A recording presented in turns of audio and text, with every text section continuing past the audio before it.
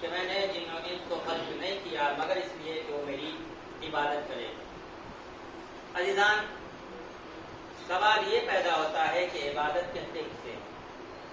عبادت کیا صرف نماز کا پڑھ لینا عبادت ہے؟ کیا روزے کا رکھ لینا عبادت ہے؟ کیا مسجد میں بیٹھ کر اللہ اکبر کی صدائے بلند کر لینے کا نام عبادت ہے؟ اگر یہی عبادت ہوتا تو آج سارے مسلمان اپنے کام کاج چھوڑ کر مسجدوں میں آ کر بیٹھ کر صرف اللہ اکبر کرتے رہتے، تو پھر تو کوئی مقصد اور کوئی ہدف حاصل ہی نہیں ہونے والا ہے۔ کیوں؟ درود محمد والے محمد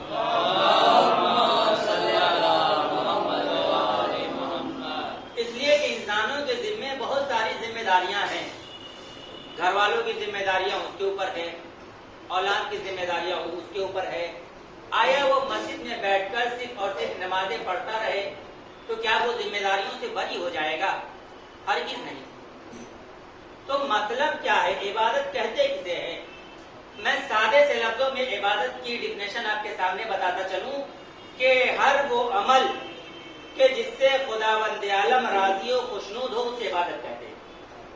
ہر وہ عمل جس سے ہمارا رب، جس سے ہمارا گاڈ راضی ہو، خوش ہو، اسے کیا کہتے ہیں؟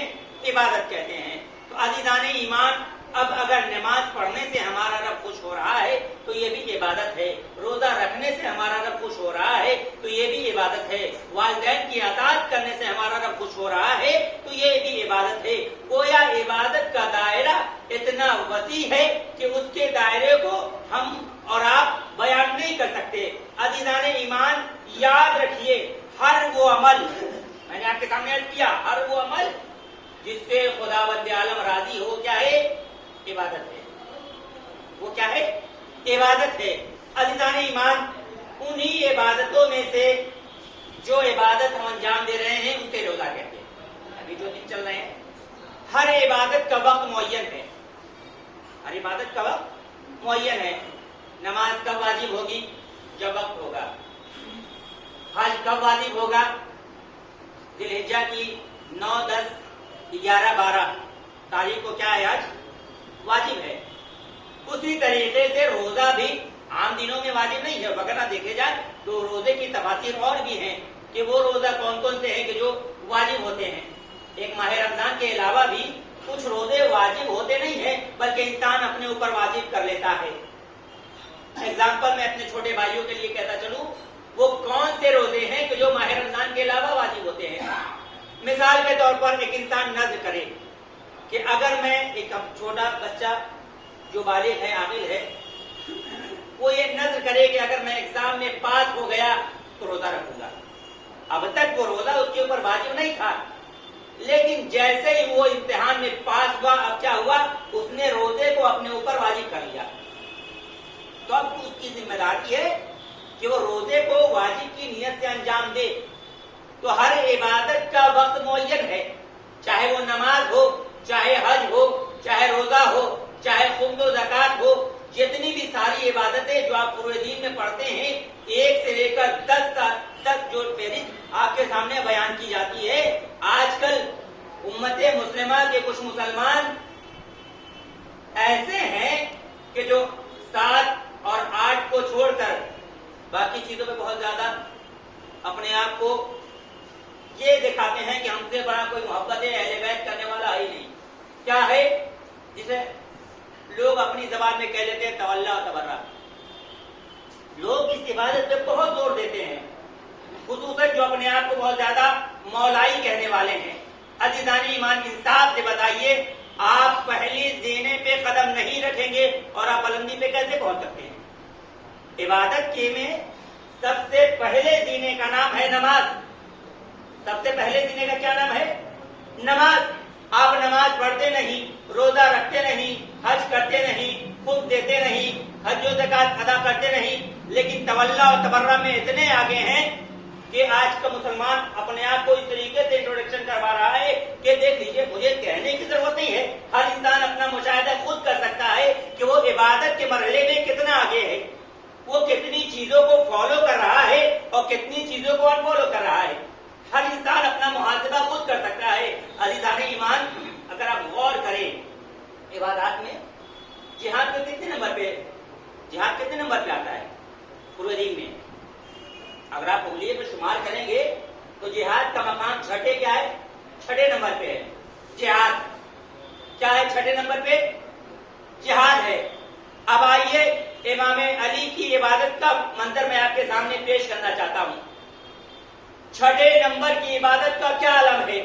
یاد رکھیے میرے مولا نے اس وقت نہیں کہا فزت برب الکعبہ کے جب جہاد کر رہے تھے، چاہتے تو کہہ سکتے تھے کہ رب کعبہ کی قسم میں کامیاب ہو گیا، لیکن میرے مولا کا آخری لمحہ وہ جملہ کہ جس نے امام علی نے عرض کیا رجا فرمایا تھا جب ضربت لگی ہے امام کو تو ایک ہی جملہ کہا تھا فزت برب الکعبہ، رب کعبہ کی قسم میں کامیاب ہو گیا۔ اور پورے دین میں جہاد کا مقام چھٹے نمبر پر ہے۔ چھٹے نمبر کے جہاد کے سلسلے میں نبی اکرم نے خود ارشاد فرمایا ہے کہ علی کی ایک ضربت ثقلین کی عبادت پہ بھاری ہے، ایک ضربت ثقلین کی عبادت پہ بھاری ہے۔ یہ ضربت کہاں لگی؟ جہاد میں۔ جہاد کا کتنا مقام ہے؟ چھٹے نمبر پہ آتا ہے جہاد۔ تو جس علی کے چھٹے درجے کی عبادت کا یہ عالم ہو کہ وہ ثقلین کی عبادت پہ بھاری پڑ جائے تو اس علی کے 5ویں درجے کی عبادت کا کیا عالم ہوگا؟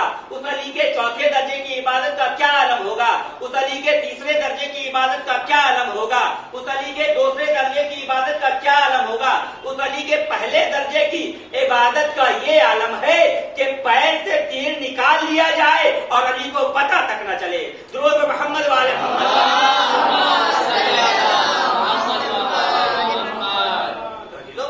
بے شمار فضیلتیں ہیں عبادت کے سلسلے میں۔ روایت پڑھیے، احادیث پڑھیے، سیرت معصومین پڑھیے تو آپ کو معلوم ہوگا یہ جو عبادتیں ہم انجام دے رہے ہیں، نماز پڑھنا اور ہے اور نماز کا قائم کرنا اور ہے۔ آج ہمارے سامنے کوئی موذی جانور آ جائے تو ہم مصلی چھوڑ کر سائڈ ہو جاتے ہیں، لیکن وہ پورا واقعہ آپ کے سامنے ہے 4تھے امام کا کہ جب شیطان آیا تھا اژدہے کی صورت میں، انگوٹھے کو چبا رہا تھا۔ یہی فرق ہے الہی نمائندے میں، وہ نماز قائم کرتے ہیں اور ہم کیا کرتے ہیں؟ نماز پڑھتے ہیں۔ نماز پڑھنا اور ہے اور نماز کا قائم کرنا اور ہے۔ تو عزیزان ایمان ہماری ذمہ داریاں ہے کہ اگر ہم خود کو نبی کا پیروکار کہہ رہے ہیں، خود کو نبی کا ماننے والا کہہ رہے ہیں، نبی کی سیرت پہ اگر خود کو چلا رہے ہیں تو یقیناً ہم کامیاب زندگی گزار رہے ہیں۔ وگرنہ آج بہت سارے مسلمان اس دنیا عالم میں زندگی گزار رہے ہیں، کیا سبھی کامیاب ہیں؟ نہیں۔ نبی نے ایک جملہ فرمایا ہے اور وہ حدیث تمام شیعہ اور سنی کتابوں میں نقل ہے۔ کیا فرمایا؟ یا علی انت و شیعتک هم الفائزون، اے علی آپ کامیاب ہیں اور آپ کے چاہنے والے آپ کے شیعہ کامیاب ہیں۔ شیعہ کے معنی ہی یہی ہے کہ جو مولا کائنات کو چاہے، یعنی جو مولا کائنات سے محبت کرے وہ شیعہ ہے۔ لیکن آج ایک گروپ کی شکل میں یہ شیعہ پہچانا جاتا ہے۔ وقت نہیں ہے کہ میں آپ کے سامنے پوری تفصیل آپ کے سامنے بیان کروں، انشاءاللہ پھر کبھی موقع ملے گا تو آپ کے سامنے تفصیلی بیان کروں گا۔ درود محمد والے محمد۔ بس عزیزوں میں نے اپنی رحمتوں کو سمیٹا۔ تو ہماری خلقت اس لیے ہوئی ہے کہ ہم عبادت کو انجام دیں۔ عزیزان ایمان، وہ عبادت ہے کیا؟ میں ایک واقعے کی طرف اشارہ کر کے آگے بڑھنا چاہتا ہوں کہ آج ہمیں کسی بھی مشکلات میں ہم اگر گھرتے ہیں تو ہمیں پریشان ہونے کی ضرورت نہیں ہے، بلکہ ہمیں اس عمل کو انجام دینا ہے کہ جس کے ذریعے سے ہماری مشکلات و پریشانیاں دور ہو سکتی ہیں۔ وہ کون سا عمل ہے؟ وہ عمل ہے صلوات۔ یہ جو ہم صلوات پڑھتے ہیں اس کی عظمت کیا ہے، اس کی فضیلت کیا ہے؟ بس ایک واقعے کی طرف اشارہ کرنا ہے اور انشاءاللہ رکھتے مسائل۔ بڑا مشہور واقعہ، کتاب کا نام فضائل صلوات، اس میں یہ واقعہ نقل کیا گیا کہ ایک انسان تھا جو اپنی اولاد کے ساتھ سفر کر رہا تھا۔ کیا کر رہا تھا؟ سفر۔ درمیانے راہ اس کا انتقال ہو گیا، باپ کا انتقال ہو گیا۔ اب بیٹے نے کیا دیکھا کہ جب باپ کا انتقال ہو گیا تو اس کا چہرہ جو ہے اس کا سیاہ ہو گیا ہے، اس کا چہرہ سیاہ ہو گیا ہے۔ وہ بہت حیران پریشان، آخر معاملہ کیا ہے، ماجرا کیا ہے؟ جب میرا باپ اس دنیا نے اپنے آپ کے میت کو ایک چادر سے ڈھاکا اور ڈھانکنے کے بعد پڑوسی گاؤں میں گیا اور جانے کے بعد وہ انہیں کو خبر کی کہ بھائی ایسا ہے کہ ہمارے والد جو دنیا سے رخصت ہو گئے ہیں، آپ حضرات چلیے اور ان کی تجدید و تکفین کریے۔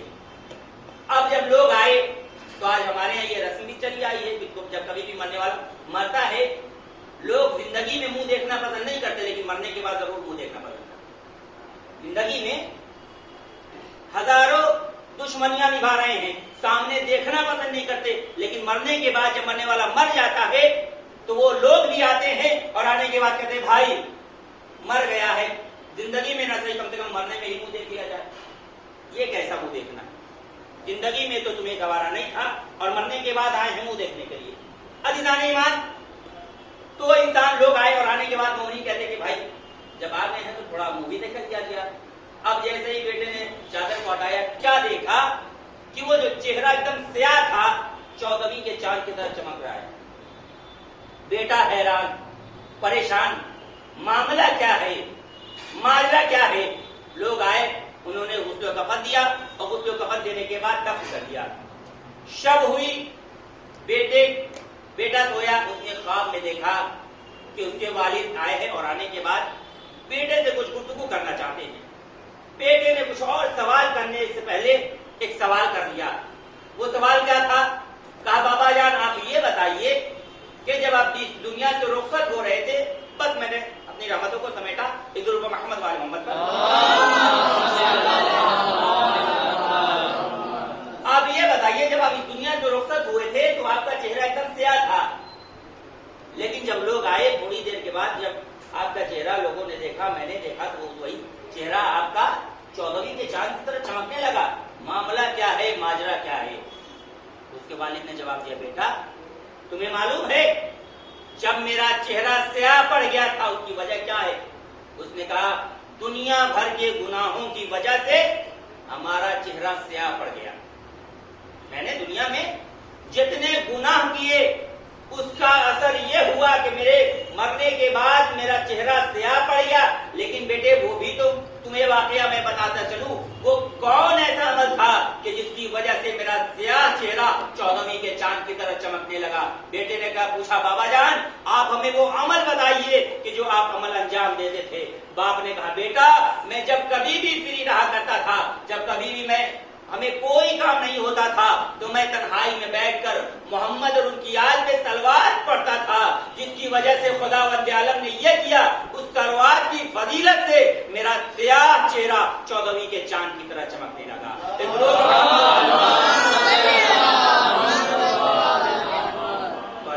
صلوات بہت اہم ہے۔ مجھے دو مصرے یاد آ گئے کہ کچھ ہوتا نہیں اتنا ضرور ہوتا ہے، درود پڑھنے سے چہرے پہ نور ہوتا ہے۔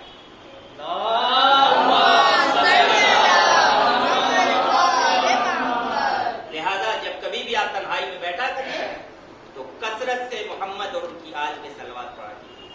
اس کی عظمت ہے، اس کی فضیلت ہے، بے شمار فضائل، کتاب فضائل صلوات پہ تحریر ہے، انشاءاللہ پھر کبھی موقع ملے گا تو آپ کے سامنے وہ تمام واقعات بیان کیے جائیں گے۔ بس الواقعہ میں نے اپنی رحمتوں کو سمیٹا، تو یہی وہ اہل بیت تھے کہ جو اس کائنات عالم میں آئے تو انہوں نے قرآن کی تفسیر کی، قرآن کے معنی و مفاہیم کو بتائے، اور اگر یہ نہ ہوتے تو آج ہمارے درمیان یہ جو اسلام موجود ہے ہمیں اصل اسلام معلوم ہی نہ ہوتا اگر اہل بیت ہمارے درمیان میں نہ ہوتے۔ اللہ نے 1,24,000 انبیاء کے بعد 14 معصومین کا انتخاب کیا، جن میں سے سیدۃ النساء العالمین جناب فاطمہ زہرا کا اہم رول رہا ہے، اہم کردار رہا ہے۔ نبی تمام عالمین کے لیے رحمت بن کر آئے، اور جس نبی کے لیے رحمت بن کر آئے اسے فاطمہ زہرا کہتے ہیں۔ اور آج اولاد فاطمہ ہی تھی کہ جس نے نبی کے دین کو اپنا خون دے کر اثر نو زندہ کیا۔ ارباب اعزاز، اگر اولاد فاطمہ نہ ہوتی تو آج یہ دین ہمارے سامنے نہ ہوتا۔ اگر حسین نے کربلا کے میدان میں قربانی نہ دی ہوتی تو مسجدیں تو ہوتی لیکن مسجدوں میں اللہ اکبر کی صدائیں بلند نہ ہوتی۔ ارباب ادا حسین کا احسان مانیے کہ آج اس نے ہمارے درمیان حق و باطل کو اجاگر کر دیا اور یزیدیت کے منصوبے کو ظاہر کر دیا، واضح کر دیا کہ دنیا والوں جان لو جس نے بھی باطل کا ساتھ دیا ہے وہ یزیدیت کی طرف ہے اور جس نے حق کا ساتھ دیا ہے وہ حسینیت کی طرف ہے۔ ارباب ادا کربلا صرف ایک کتاب نہیں ہے بلکہ کربلا ایک ایسی درسگاہ ہے کہ جہاں سے ہر طرح کے پیغام ملتے ہیں۔ وفا سیکھنا ہے تو کربلا سے سیکھو۔ ارباب اعزا وہ وفا بھی آپ کو ملے گی۔ آج بھائی کے درمیان جو وفا دیکھنی چاہتے ہو تو کربلا کی تاریخ اٹھا کر پڑھو۔ عباس نے ایسی تاریخ وفا لکھ دی ہے کہ آج دنیا کا کوئی بھائی اس کی مثال پیش نہیں کر سکتا۔ ارباب اعزا عباس جیسا شجاع، عباس جیسا بہادر جس کو علی نے دعاؤں میں مانگا تھا، یہی تو جملہ کہا تھا پروردگارا مجھے ایک ایسی اولاد عطا کر جو کربلا میں میرے حسین کے کام آئے۔ بس ارباب اعزا میں نے اپنی رحمتوں کو سمیٹا۔ وہ تمنائے علی، وہ دعائے علی جب کربلا کے میدان میں پہنچا ہے نا، ارباب اعزا تاریخ بتاتی ہے کہ حسین نے اجازت نہیں لی ہے۔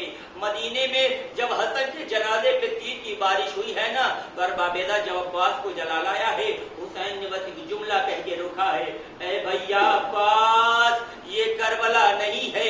ارباب اعزا بس دو جملے مسائل اور آپ کی رحمت تمام تاریخ بتاتی ہے کہ جب یہ قافلہ مدینے سے چل کر کربلا آیا ہے نا اور جب یزیدیوں کی طرف سے یہ حکم ہوا کہ دریا کی جانب سے خیمے ہٹا لیے جائے، ارباب اعزا عباس کو پھر جلا لایا۔ ارباب اعزا تلوار نیام سے نکالی۔ اب حسین قریب عباس نہ آئے بلکہ زینب کو سہارا بنایا اور زینب کو سہارا بنانے کے بعد کہتے ہیں اے بہن زینب مغرب سے سورج کو پلٹانا بابا کا معجزہ ہے۔ اے بہن زینب عباس کے غصے پہ قابو کرنا یہ تمہارا معجزہ ہے۔ ارباب اعزا تاریخ بتاتی ہے مظلوم کربلا نے ایک جملہ کہا تھا، اے بہن زینب میں نے اب تک عباس کو یہی کہہ کے روکا ہے اے عباس کربلا نہیں ہے۔ اے بہن زینب اب میں کیسے روکوں گا، اس لیے کہ کربلا تو آ چکی ہے۔ ارباب اعزا زینب نے عباس کو بلایا اور بلا کر کہتی ہے اے میرے غازی عباس تلوار نہ چلانا، حسین کی یہ خواہش ہے کہ اب دریا کے جانب سے خیمے ہٹا لیے جائیں۔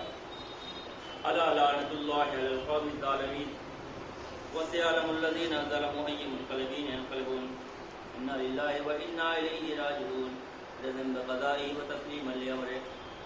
بالا بحق محمد وآل محمد ہمارے اس مختصر کی عبادت کو قبول فرما۔ بالا بحق محمد وآل محمد جہاں جہاں بھی شان حیدر قرار ان کی جان مال عزت و آبرو کی حفاظت فرما۔ جو پریشان حال ان کی پریشانی کو دور فرما، مقروض ان کا قرض غیب سے ادا فرما، جو برسر روزگار اپنے ذریعے رزق عنایت فرما۔ خداوندہ ہمیں آپس میں اتحاد و اتفاق رکھنے کی توفیق عنایت فرما۔ تیرے حضور میں بہترین دعا یہ ہے کہ اپنے حجت کے دور میں تعجیل فرما، ہم سب کو ان کے اعوان و انصار میں شمار فرما۔ آپ حضرات سے گزارش ہے